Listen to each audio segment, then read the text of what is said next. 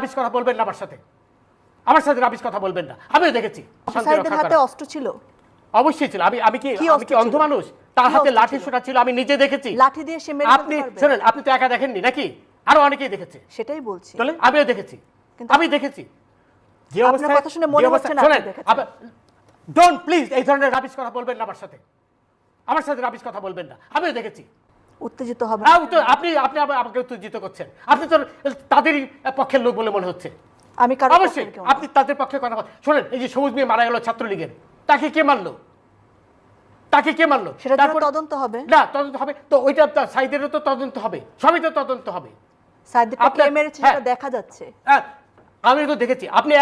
আপনি আমাকে বোঝানোর চেষ্টা করছেন যে আমি দেখিনি নাকি? এই ধরনের রাবিশ কথা আমার সাথে বলবেন না, রাবিশ কথা বলবেন না। আমি কিচ্ছু রাবিশ বলছি না। অবশ্যই রাবিশ কথা বলছেন না, অবশ্যই রাবিশ কথা বলছেন। আপনি ওদের পক্ষে হয়ে কথা বলছেন। আমি কারোর পক্ষে কিছু বলছি না। স্পষ্টভাবে ওদের পক্ষে হয়ে কথা বলছেন। আমি নিরপেক্ষ কথা। আপনি ওটাও নিরপেক্ষ নন। এরপরে আমাকে বলতে দেন আগে। এরপরে আপনার প্রশ্ন করেছেন, এটা জবাব নেন, তারপরে অন্য কথা বলেন। হ্যাঁ, না, আপনার প্রশ্ন আমার প্রশ্নের উত্তর পাননি, অথবা আমার প্রশ্নের উত্তর বোঝার মতন মেধা আপনার নেই। আচ্ছা, এখন কথা হলো, হাসবেন না প্লিজ, ডোন্ট লাফ এট মি। আচ্ছা, এখন কথা হলো, জাস্টিস শামসুদ্দিন চৌধুরী মানিক, আপনি আমার নামটা ভালো করে উচ্চারণ করতে পারেন না নাকি? এটি থেকে বোঝা যাচ্ছে যে আপনি আমার প্রতি আক্রোশ নিয়ে এখানে বসেছেন। আমি যেটা বলেছি ঠিকই বলেছি, এবং আপনার প্রতি যেটা আপনি আমাকে অপমান করেছেন, আমার নামটা পর্যন্ত আপনি ঠিক মতো উচ্চারণ করতে পারেন না। আপনার লজ্জা হওয়া উচিত। এবং রনি যেটা বলল, আপনি এমন ভাব দেখাচ্ছেন যে আপনি একাই সেই টেলিভিশনটা দেখেছেন। আমি যখন বললাম আমিও দেখেছি, তারপরে আবার আপনি আমাকে বারবার উস্কানি দিচ্ছেন যে আমি দেখেছি কিনা। তার মানে আপনি একাই দেখেছেন, আর কেউ দেখেনি। শোনেন রনি, কালকে যে না উত্তেজিত হওয়ার কারণ হচ্ছেন আপনি আমাকে উত্তেজিত করছেন, মানে এমন ভাব দেখাচ্ছেন যে আপনি একাই দেখেছেন, আমি দেখিনি। এবং পুরো বাংলাদেশ দেখেছে। না, পুরো বাংলাদেশ দেখেছে, বাংলাদেশ আর এখানে আসেনি, তাই তো? আমিও তো দেখেছি। আমি কি অন্ধ ছিলাম? অবশ্যই আপনি বাংলাদেশে। তাহলে আবার আমি যখন বললাম আমি দেখেছি, তারপর তো আপনার অ্যাঙ্কর হিসেবে আপনার চুপ হয়ে যাওয়া উচিত ছিল। আপনি আবার আমাকে খোঁচাচ্ছেন। শুনেন, এইখানে আমাকে বলতে দেন প্লিজ লেট মি স্পিক।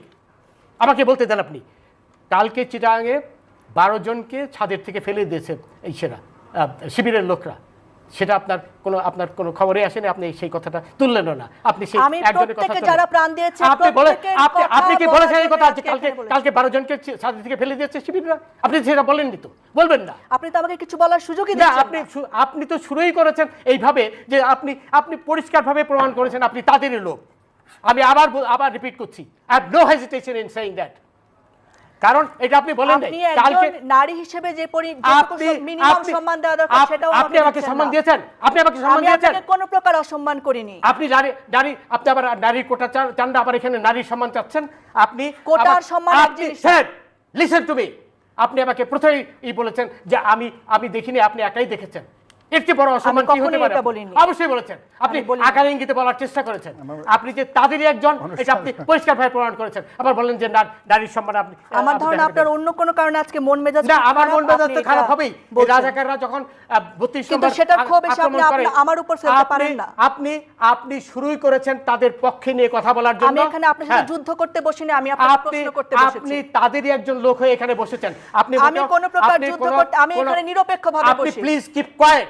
আপনি এখানে অ্যাঙ্কার হিসেবে যে নিরাপত্তার দায়িত্ব সেটা আপনি পালন করেননি বলেই আমি উত্তেজিত হয়েছি। আবার নারীর কথা বলছেন আপনি শুরুর থেকেই। এখন এই যে 12 জনকে আপনার ছাদে থেকে ফেলে দিল, এই কথাটা তো বলেননি। এই কথা দিয়ে আপনার শুরু করা উচিত ছিল। সেই 12 জন হাসপাতালে করছে, সেটা দিয়ে আপনার শুরু করা উচিত ছিল কথা। এখন